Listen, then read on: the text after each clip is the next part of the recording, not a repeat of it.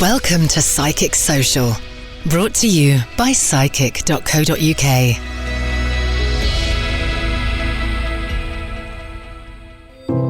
On this episode of Psychic Social.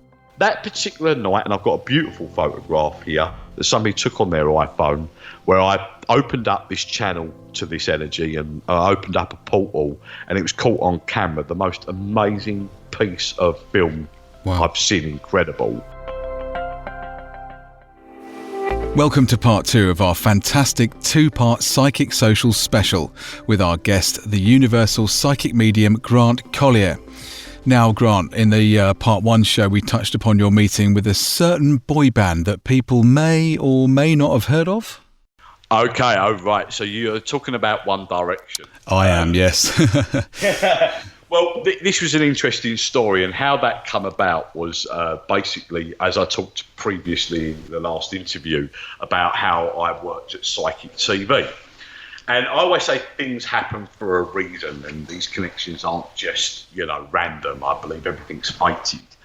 And it was weird because with that connection came from a prior connection, as I say, with Psychic TV. And the moderator and producer that worked on the show back in the day, one of the other guys, not one of the main guys, just he was a moderator and producer. He'd come away from working for that particular show at Psychic Interactive TV, and he went on to work for Psycho Productions alongside Simon Cowell and the team. And he was basically doing all the effects as well. So he wasn't just a runner.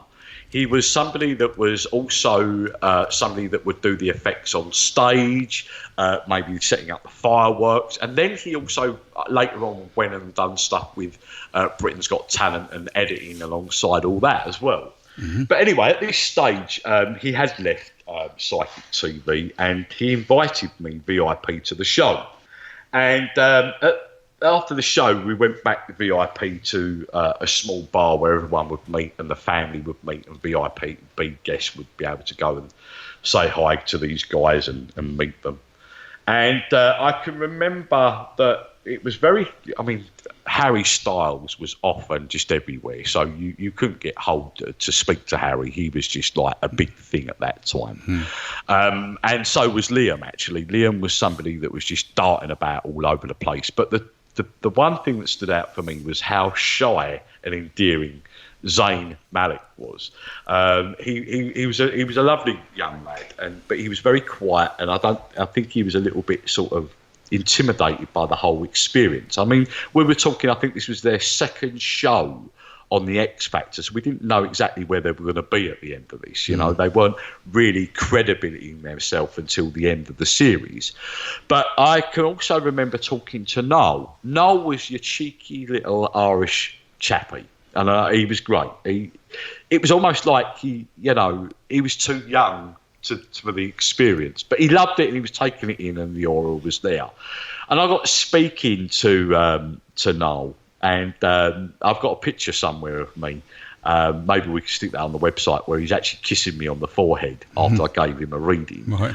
And basically I said to him, you guys are going to do really well. And he said to me, all right. He wasn't he's like, oh, right, okay. He was taking it in. He was laughing and not, taking a lot of attention, not to detail. He was, because he had so much going on around him.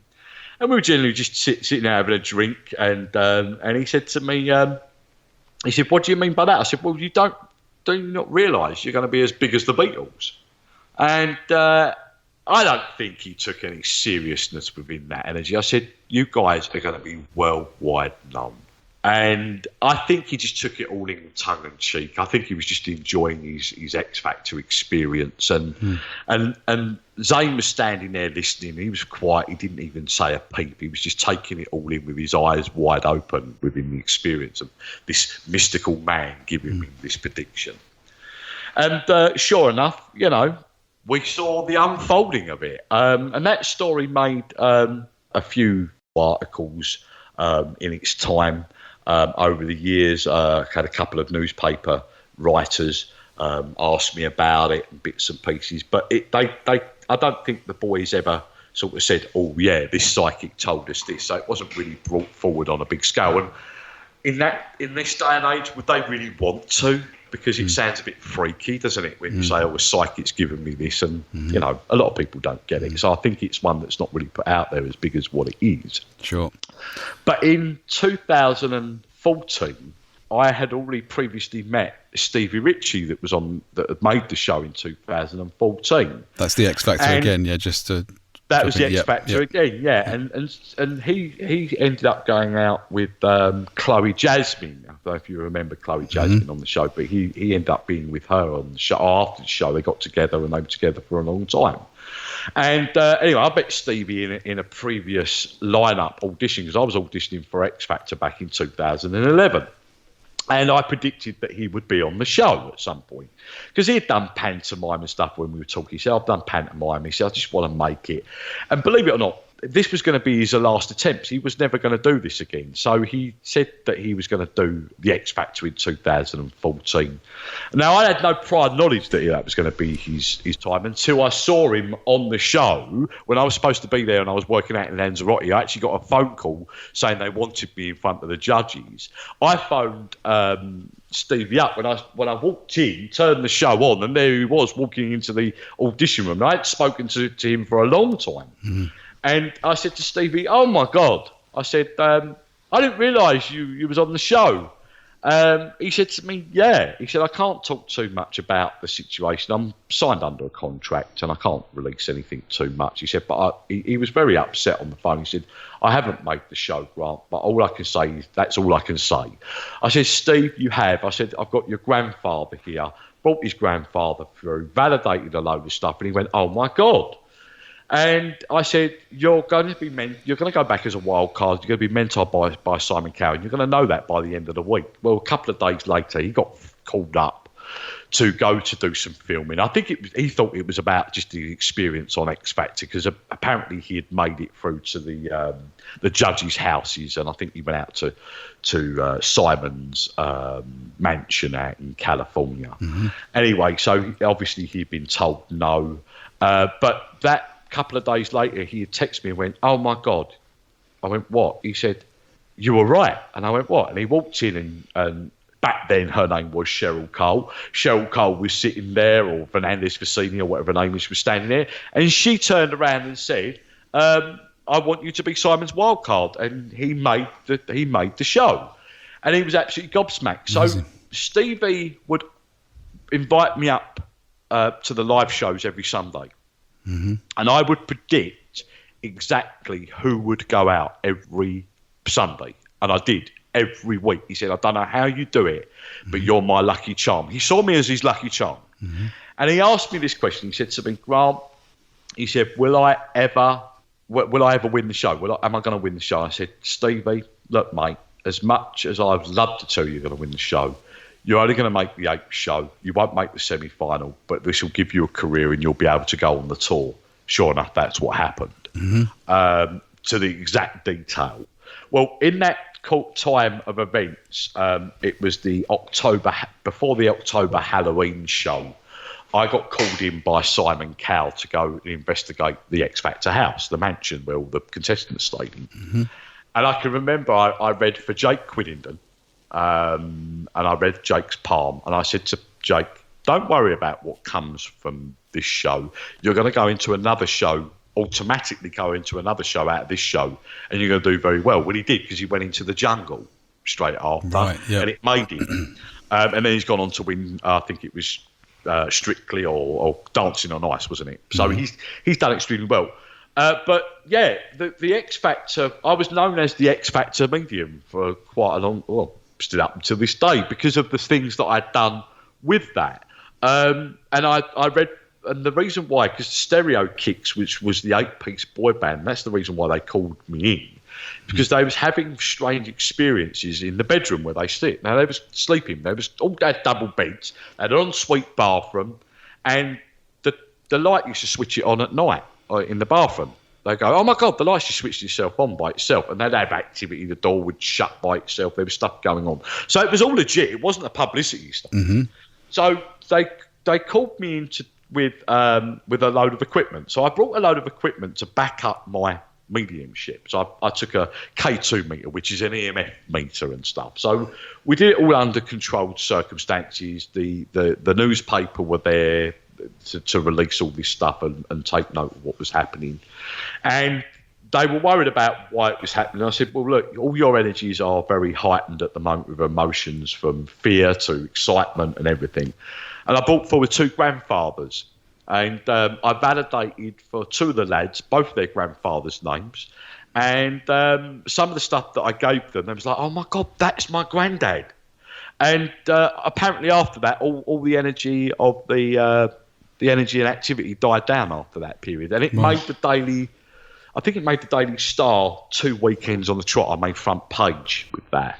But yeah, so that was my X Factor experience. And in you know, the X Factor, not only with the X Factor, I'd also made it in front of the judges at Britain's Got Talent, and back in 2010, and they wanted me to, because I'm a bit of a singer as well. They wanted me to do Sinatra.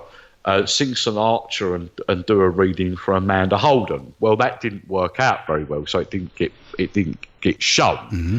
And I can't really go into detail about what that was. And it was all really to do with that Amanda didn't want a reading, really. She didn't want it. The producers hadn't organised and talked about what they were going to do and set that up. So they really wanted me for the show.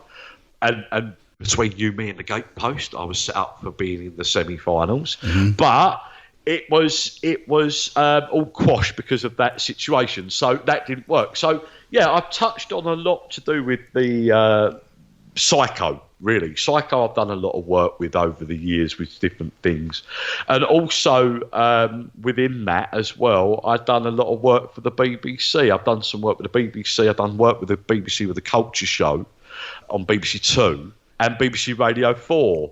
And that was a project that they asked me to do for the Art Freeze Festival in London at Regent's Park. And there was a guy called Jeffrey Valance who owns an art college in California. And he phoned me up like one night out of the blue.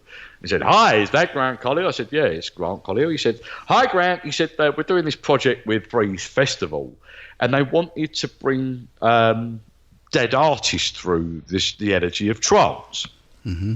And basically there was, I think, 7 colleagues of mine and me as well, where we all went into trance, and I didn't know who I was going to be through the trance because they didn't want us to be able to go and research anything that what was happening. So we didn't. We knew that there were 7 different big artists that had died that they want us to bring through, but we didn't know who it was going to be. So right at that point, we had hundreds of art critics from all around the world coming to this like sort of area in the Art Freeze Festival that was all blackened off with a stage and everything. We had a piece of paper in front of us. Now, we could have sat anywhere. They just sat us down and plonked us down with a bit of paper. So we could have been any of what piece of paper that was. And I flipped it over and it had Vincent van Gogh on it. Mm-hmm. And I went into trance and I could see my guide bringing this man forward who was reluctant to come. And that's all I remember for the half-hour session till I come back round. But that was an amazing. They wanted to find out how the dead artists foresee how the art world is today. That actually got documented and went out to CNN in America. Right. It was actually put into a book on Amazon as well about the experience of what was going on. Mm-hmm. And it went down really well. So it got covered by a lot of the artists, the artistry side of things. And it was an amazing experience. But they wanted me to do an interview on BBC Radio 4. And I went on and done an interview, and they wanted me to stand in the middle of Andy Warhol's work, some of his paintings, and it was like £4 million worth of his paintings and artwork. Some of his cheaper stuff, probably. Yep. But they wanted me to do this interview and channel through and bring through Andy Warhol and find out a bit about how he was and what the things that he wanted to talk about in life. And there was a lot of things that he brought forward that wasn't open to the public domain, that only top art critics would have known about Andy Warhol in the background. And they was very shocked. And that was all interviewed on BBC Radio 4 back at that time. And I did that the day before I did the trance session. So no, I've been very lucky, and I've done some incredible things. I mean, I've even been asked to go down the love lift with Paddy McGuinness. So right. Yeah, so and I've done that. I was down there in 2005 2014. So that was quite fun. Sounds like you've had some fantastic experiences with all that, the X Factor, BBC and all the TV stuff. That's great. You just touched upon a couple of times just there about the trance stuff when you went into a trance. Can you tell us about the trance mediumship and the difference between that and normal mediumship? Well, trance mediumship is transconfiguration mediumship, and it's one of them areas that is it takes a lot of experience and control with. I know a number of trance mediums that do work, and I know one very much who's very nearby where I live down here near Margate in Kent. She's amazing, but trance mediumship is a very old form of bringing through spirit, and a lot of trance mediums used to sit in a red box. I say a box with a red light in it, very low lighted, and their guides used to come through. Now years ago, they used to use what they call sort of like an ectoplasm. Okay, so it used to come out and appear at the mouth and the nose. A lot of circles years ago used to use a trumpet years ago, like a trumpet. It'd be all dark, and what they'd do is like they put like a glow in the dark or a luminous bands around the trumpet, and you'd see the trumpet dancing in the air. I've heard of this ectoplasm voice box thing because I've read a book called Life After Death. I don't know if you read that book at all. I've read so many, mate. Yeah, it's a very, very small, thin book, and it was written about the experiences of spirit mediums in the 1940s, I think it was, or 50s. Well, that's right. I mean, trance mediumship actually goes back to the Victorian times with seances and things, but it's an area where a lot of people don't understand the trance medium side of things. I'm a medium, but yes, I'm a trance medium as well. I always say trance mediumship is like going to the cinema and falling asleep and missing a good movie. Right. What does that mean? It means that, you're not listening to what's happening within the message. So I don't need to do the trance because I've got Michael giving that in my ear and I'm passing the message on. So I can be part of that show, if that makes sense. When you're a trance medium, most trance mediums have a guided figure as well that comes through them, but a lot of trance mediums as well only use that guided figure, but a lot of them can do the mediumship as well through their guided figure that's coming through them. But I tend to be able to, like maybe a lot of other trance mediums, it's not an area I've really looked into too much, even though I can do it. I haven't done it a lot because I don't need to, because I'm more with that. Mediumship is the first stages of trance, if you could understand, because I'm not really going into that full takeover of that energy of the puppet feel. Because when we're working as medium, we expand that energy out from our heart chakra about 2 feet away from our body, from our natural aura field, which is about 2 inches away. And when we allow spirit to come in, they're puppeting the energy. They're not actually entering our spiritual energy because we own and possess our own spiritual energy. Right. Okay. So they can't come into that. It's like putting, a stone into another stone. It just won't work. Right. Understand what I mean? So they can only cover it, if that makes sense. So trance mediumship is an area where it is very controversial for a lot of people. It's always been a very controversial area of the work because there's an area of question mark, is that person, is that spirit? And I think that you're only going to understand if there's a true trance medium in front of you if you're getting the validation. And it's a question that I've been asked with my work over the years about trance mediumship. And I think that it's like anything within like mediumship. A lot of people have said to me, well, how do you speak to somebody with a foreign tongue? I said, well, because it's through the energy of the universal language. So I'm getting it through thought instead of through clairaudient and hearing, if that makes sense. So we can get past that barrier. Now, a lot of people have said to me, but if you're trance and that guide is coming through thoroughly, then if they need, surely they would be able to validate a lot more than just give out recognition of what's going on in the world or whatever and talk about past lives and things. So I think it's an area that I have been able to validate with my trance mediumship, especially with the Vincent van Gogh stuff. I mean, he brought through, he come through with a Dutch accent, and he was a very aggressive man, but he talked about things that the professionals and the guys that knew that nobody else would know about Vincent van Gogh. So it was quite interesting. But I think the thing is with trance mediumship, and it has been a controversial area, a lot of people are very fascinated by the trance mediumship.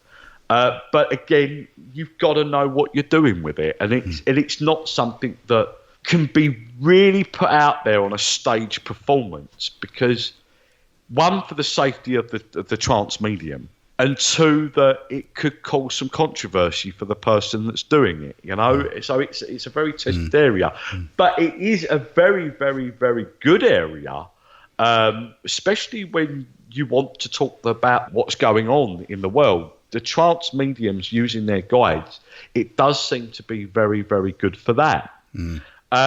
But, I'm fascinated beyond the energy of my own mediumship. And like I said, I don't need to use my mediumship because I feel in control, that I'm more in control of the situation as such. A lot of trance mediums don't always feel in control.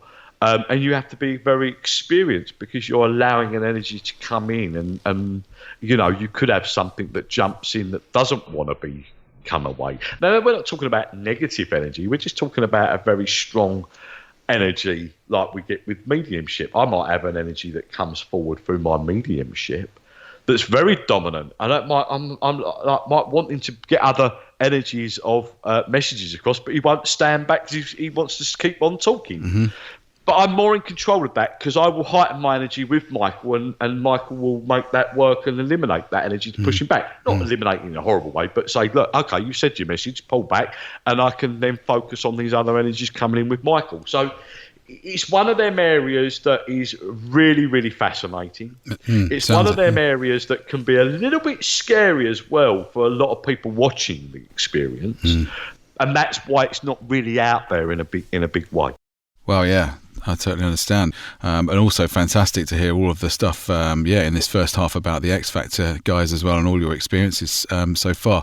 We're going to go into a break now. We're having a fantastic chat with the Universal Medium, Grant Colyer, and we're going to hear much more from Grant after the break. Hi, hope you're enjoying the show today. Now, we have a brand new horoscope email you can subscribe to at psychic.co.uk. All you have to do is wait for the pop-up to show on the website and then enter your email and star sign, and every Sunday night we'll email you a free horoscope for the week ahead. Now, you can dive in one step further if you wish and take a look at our Horoscope Plus memberships. This is your weekly horoscope plus a lot more. There are 3 memberships to choose from, and we've covered all budgets, we feel. So the Robin membership gives you private, exclusive access to a more detailed horoscope on the member horoscope pages at the website, and a chance to win a psychic reading via Zoom each month. And you'll get a free access code as well to the taster version of our amazing video tarot course with Nikki Allen, 10-Hour Tarot. Now, this membership is just £1.99 per month, and you can cancel it anytime you like. There's a ton of stuff in there for such a small amount of money, so much value. The next membership we've got is the Feather membership. It's a step up from there, and it's just £5.99 per month, and you can also cancel anytime for that one too. Now, as a Feather member, you'll get a much more detailed, in-depth horoscope than the Robin membership horoscope. And on that Feather member horoscope page on the website, you'll get exclusive access to that, with over 1,000 words of horoscope broken down into 3 sections. That's including romance, work and family. It really will give you a fantastic insight into the week ahead every single week. You'll also get our truly amazing astrology video. That's thrown in for free as well, which is 30 minutes of fantastic content on astrology.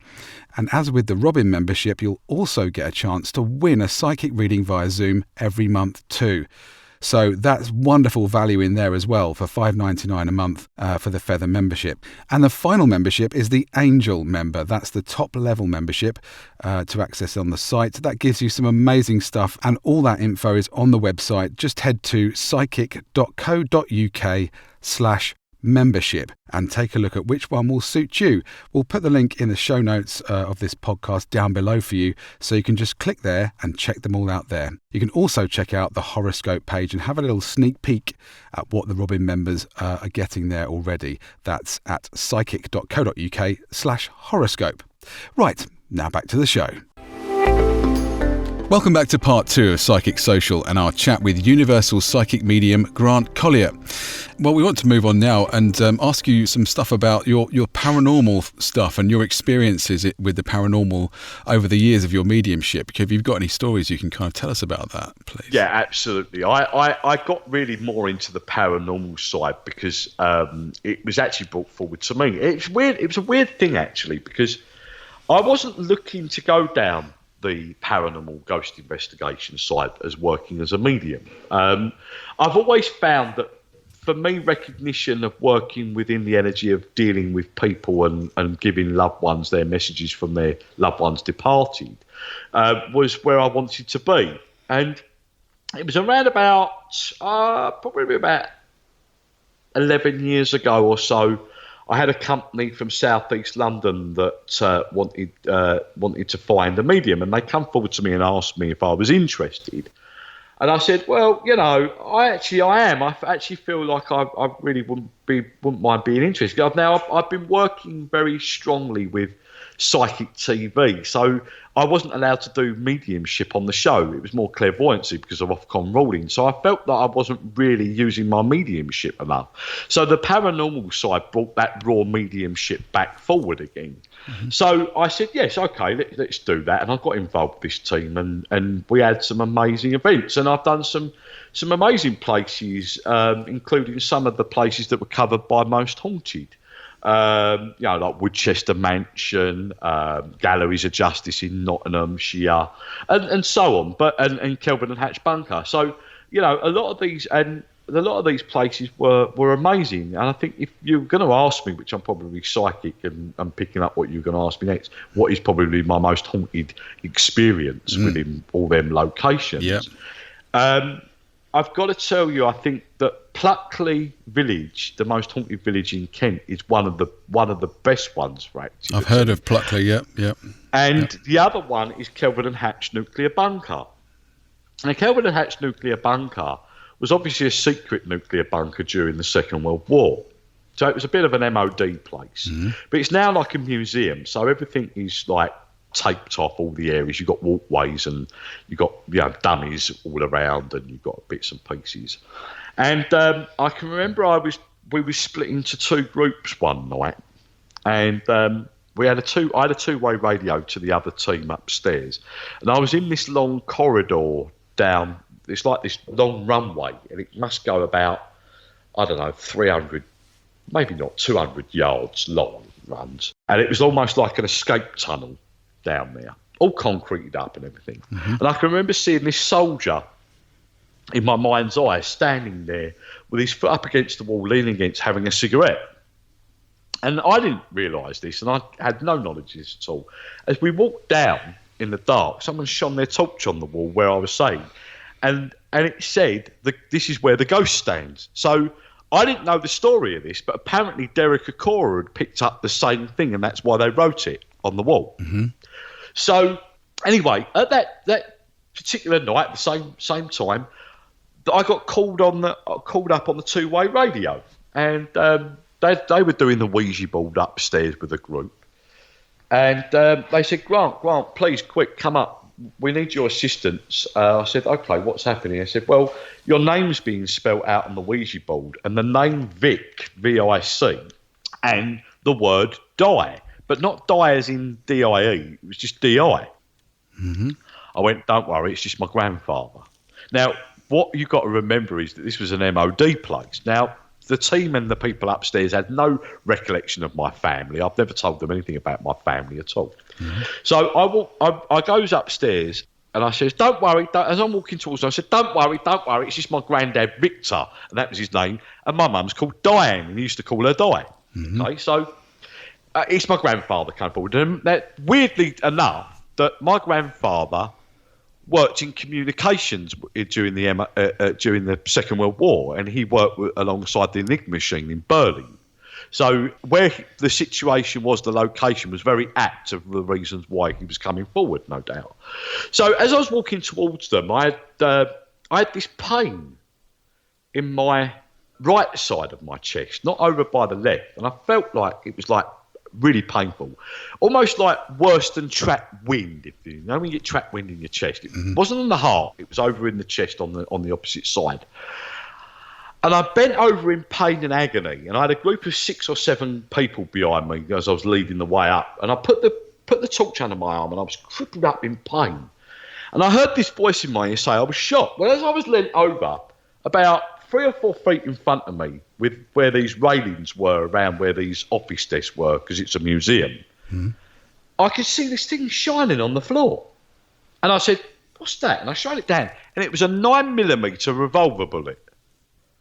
And I said, no one go near it. No one go near it at all. And we had one of these gadgets that you could you press the button and it'd shine a laser to that point. It would take the temperature of that surrounding. And the bullet was like 6 degrees warmer than the area around it. So I went and picked the bullet up. Well, that's considerable, isn't it? Yeah. That's quite a bit, yeah. I mean, that means it had a warmth to it. Do you understand what I mean? Now, the weird thing about this bullet is that if anyone knows about bullets, it was a small bullet, 9mm, but it was a rimfire bullet. So the actual head of the bullet had been hit with its pin, but it hadn't gone off. So you can see the indent of the pin on the gun where the gun had hit it, but it hadn't gone off.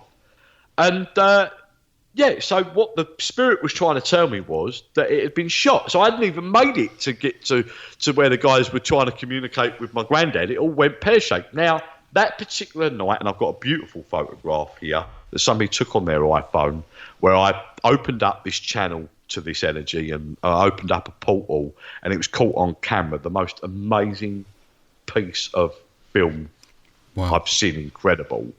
And it basically looks like I've got this blue area of energy around me opening up around, and I've got like this lightning strike that comes into and all I'm holding is a K2 meter with a fan, air duct fan above my head, no electric running to it, and you can see this amazing what looks like lightning electricity running into my hand, and if you zoom into the photograph, you can see faces of spirit all emerging in it. It's really quite amazing. Wow! So I have to send you over that and put that on the website. I was going to say, please send us that, and we will we'll put that on our social media and show everyone that. That'd be fantastic. Thank you. Absolutely, but the paranormal side of things, Oliver, it's just amazing, and I can't tell you.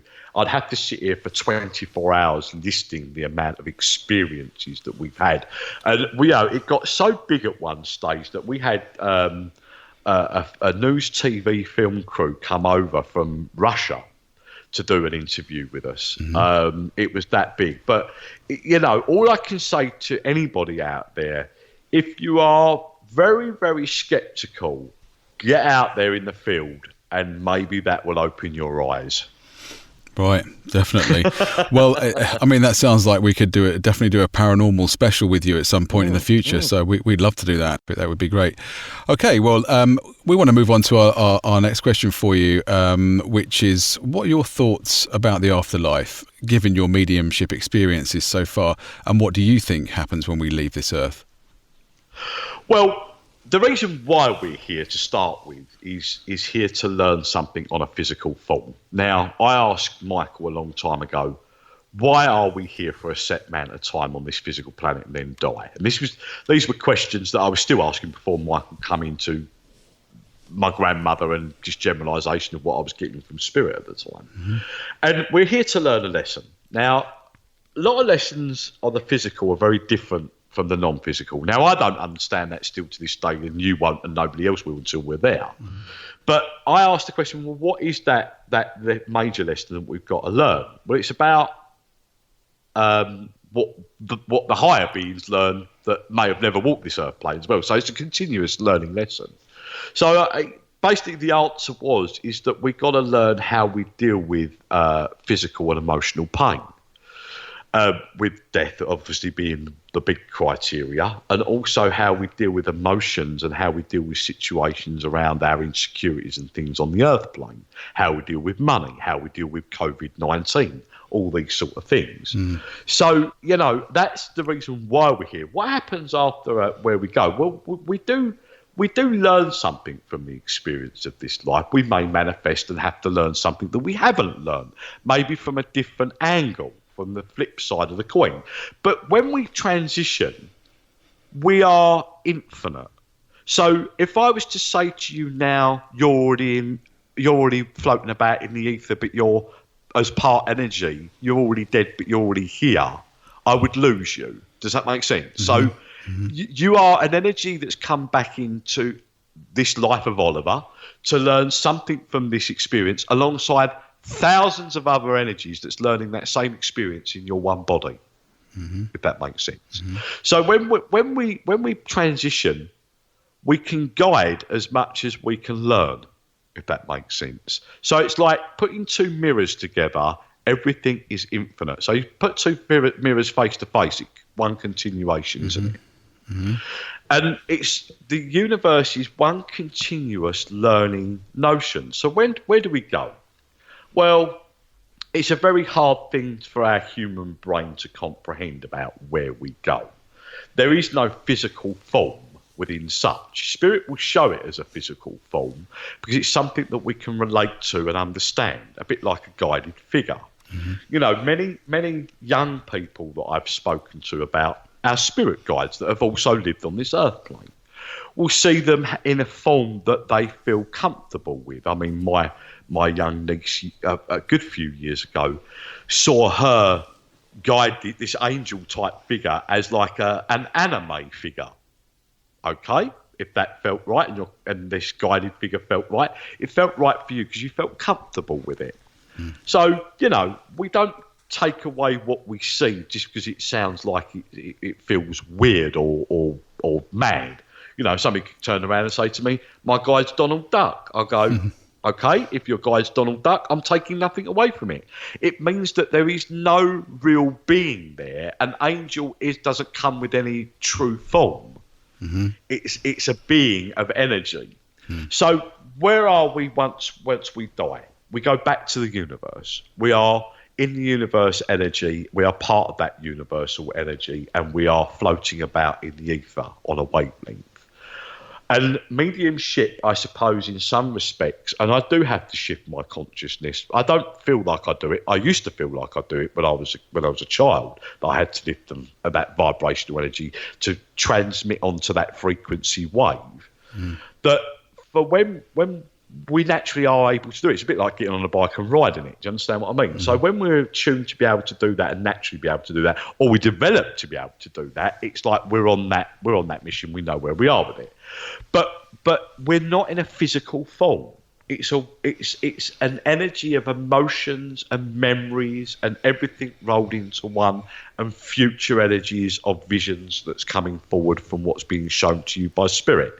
So there is no physical content, and I think this is important. This is why I always say to people, you know, your loved one's not in any pain anymore because they're not in a physical body anymore. You know, they're in this unconditional energy of love and energy. There's no negativity there. You know, we only manifest negativity within our own demons. And this is another question that's been asked to me before. Do I believe in demons and angels? Well, demons are a different form of energy. Demons only manifest within our own self.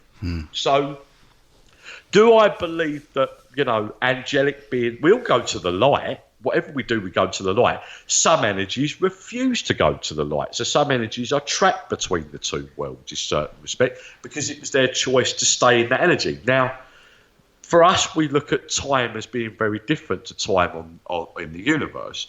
So if somebody passes from the earth and goes to spirit, then if they've been passed for 10 years, for them it's 2 weeks, if that makes sense, because they're in a very speeded up time energy. We're in a very slow vibrational time of energy. So where your loved one may pass and it may take you 40 years to see your mother or father or whatever, you know, for them it's only 5 minutes, you know. So that's why spirit always more worried about where we are in life than where they are. Sure.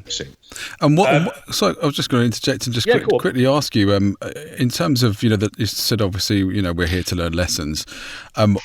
Why are we sent here, or why do we go here to learn these lessons?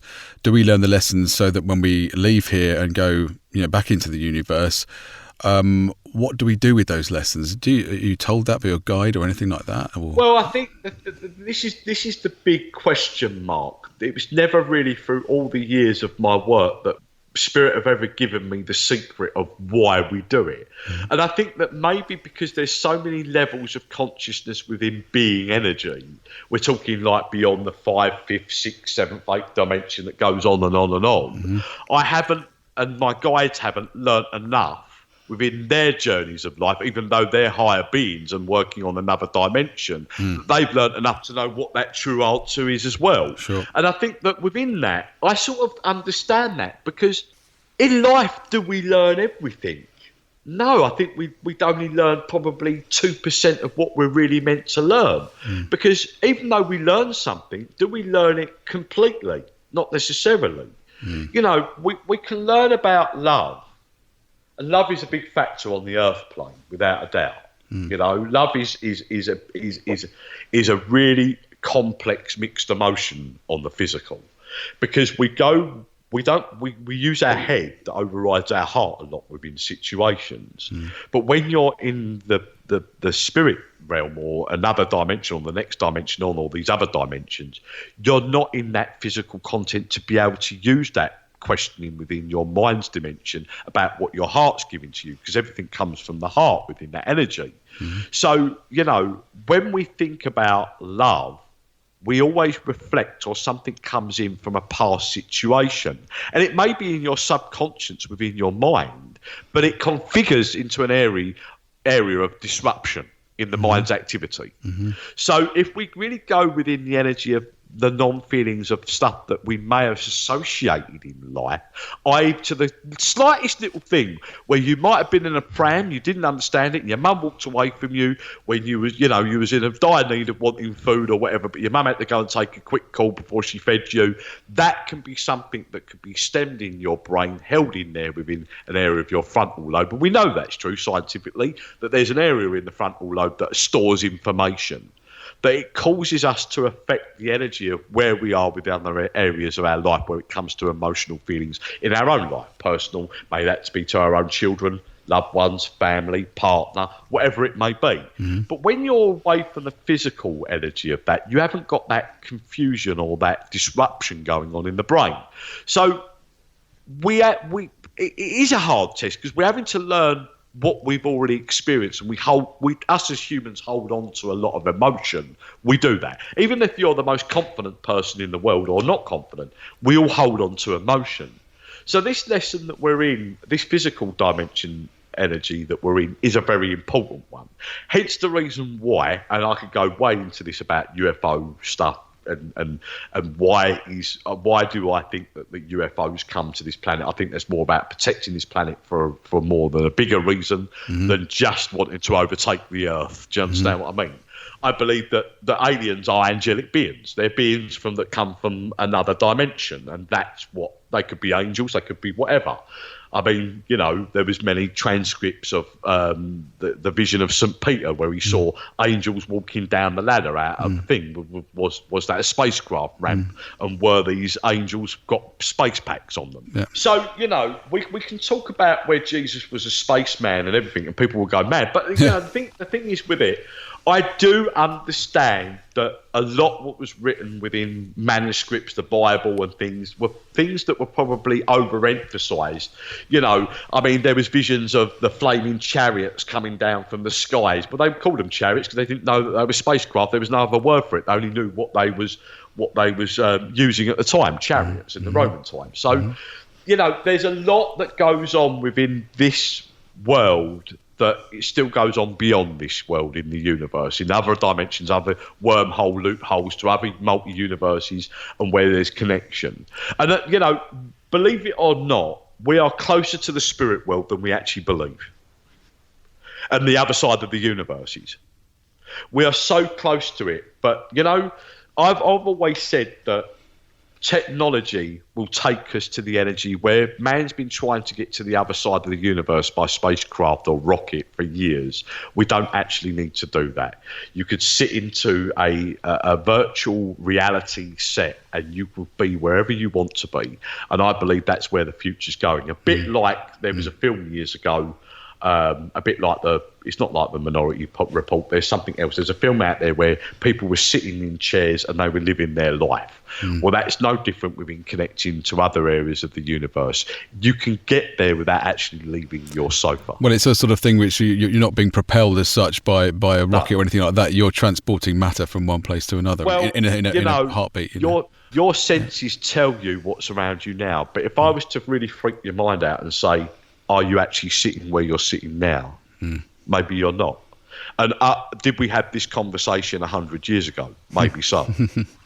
Yeah. That's how complex it gets. Yeah. But I have learned a lot from spirit over the years. It would fry a lot of people's minds, and I think this is why there was a lot of controversial with David Icke's theories about the reptilians and things. These were actual energies of cases of what's been talked about in scriptures for years about the reptilian energy, the Arcadian energy, and all the others, and the Syrian energy. And this is where we get the films like Avatar, because Avatar were the Syrian energy. They were the blue cat-like alien. So these things that come from Hollywood have all got a hidden message.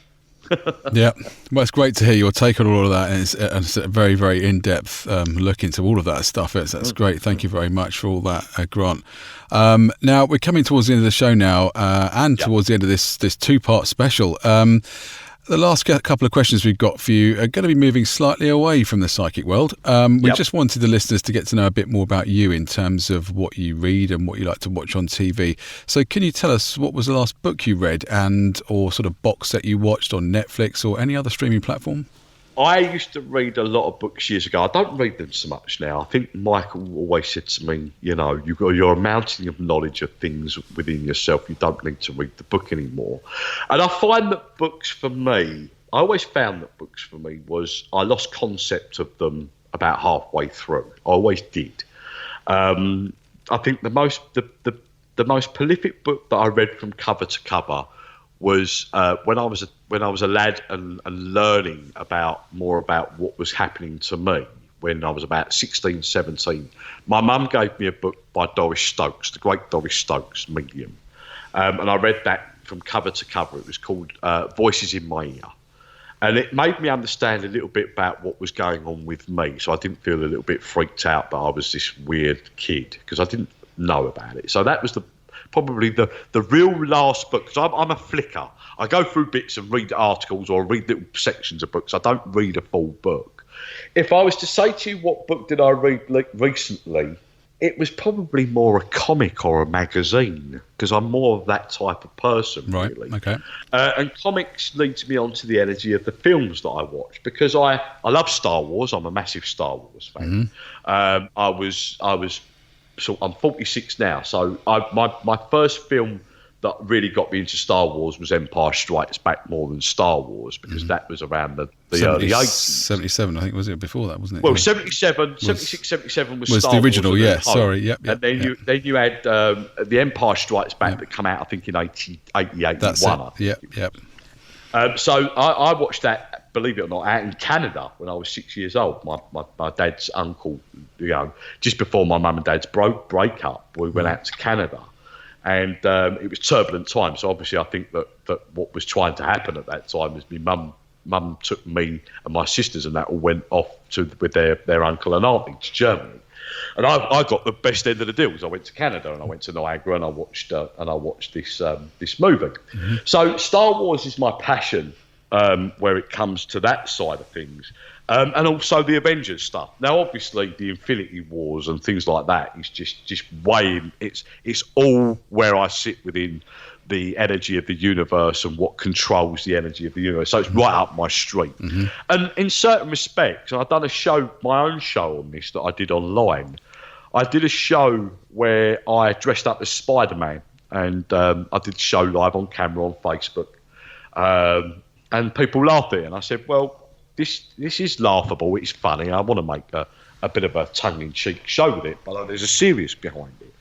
Because we're all mutants within the energy of our own abilities. Everybody has an ability to do something. We're all special. We're all unique.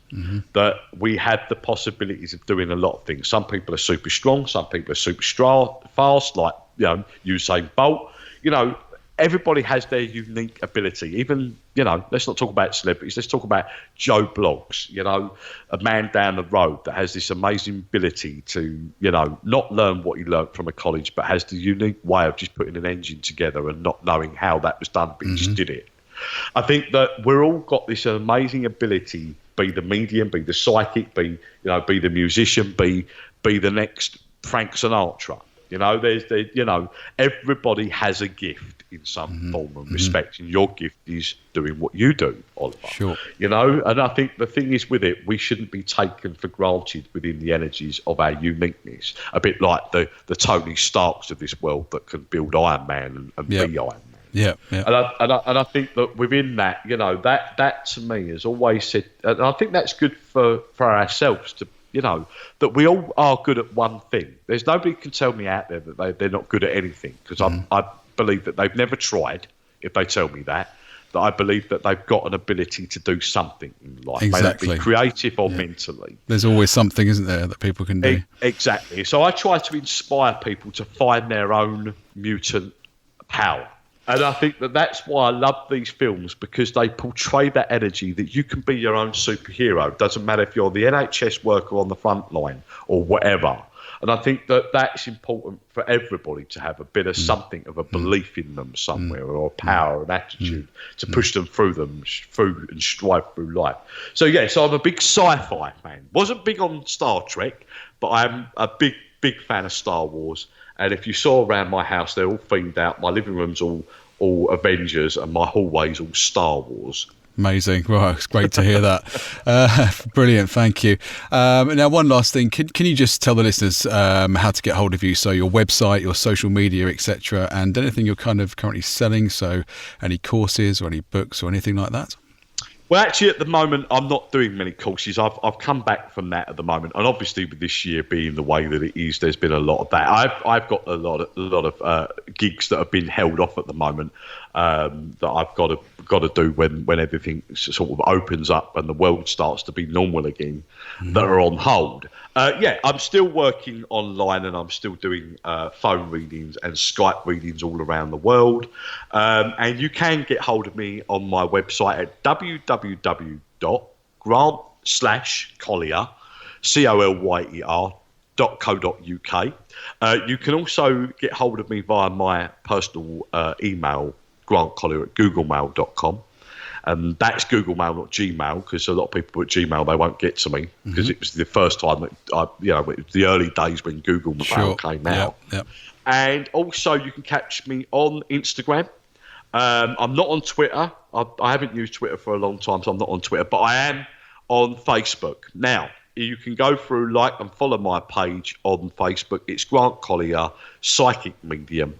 And when you go on there, you will get opportunities to see me go live, and I will do live sessions where you can see me demonstrating my gift on the mediumship and clairvoyancy, and you'll have updates on what's coming up around me. Perfect. Great. Well, we'll put all those links to all of that stuff into the show notes on the website, so everyone can have a read and click into that and get through to all those things for you. Well, it's been thoroughly fascinating to have you on Psychic Social today for this two-part special we've done with you, Grant. Thank you so much for joining us and sharing all this great stuff and information I'm sure the listeners will love here. Well, take care and stay safe during these uncertain times. We look forward to speaking with you very soon on a special that we can do with you again. Likewise, Oliver. Stay safe, and everybody out there listening, stay safe as well. It's been a pleasure to be on the show, and I thank you once again for this exposure. Thank you, Grant. Take care. Thank you. You take care. Bye-bye.